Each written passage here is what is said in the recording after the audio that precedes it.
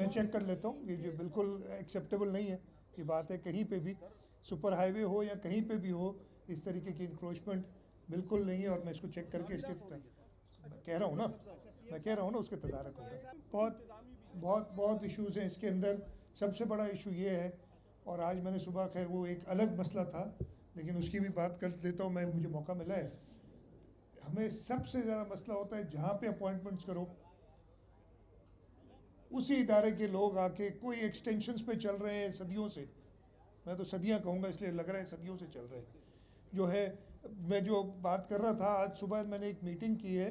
जिला अस्पताल जो गालिबन इस मुल्क का सबसे बड़ा अस्पताल है, वो बगैर एग्जीक्यूटिव डायरेक्टर के चल रहा है, इसलिए कि जो शख्स को निकाला कहते हैं वो डेपुटेशन पे है।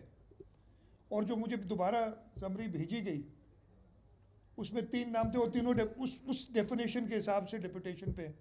और उसके अपने इदारे में 19 ग्रेड से ऊपर कोई आदमी नहीं है, कोई बंदा नहीं है। और उसके बावजूद पिछले 1.5-2 महीने हो गए कोर्ट में हियरिंग नहीं हो रही है। और आज तो मैंने कहा है जी, मैंने तो बल्कि आपने कहने तो कह दे, मैंने कहा है भाई अगर मंडे को ये रिजॉल्व नहीं होता है तो मैं अपॉइंट करूँगा, कंटेम्प्ट मैं करूँगा, आप कहें मुझे आके सजा दें।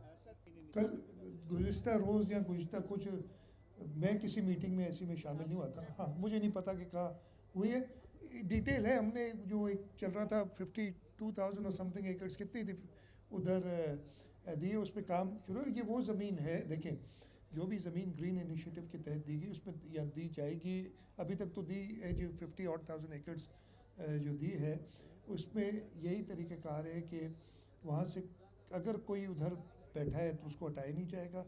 पानी का इंतज़ाम वो खुद करेंगे। ये गैर आबाद ज़मीन है, सिर्फ वो दी जाएगी।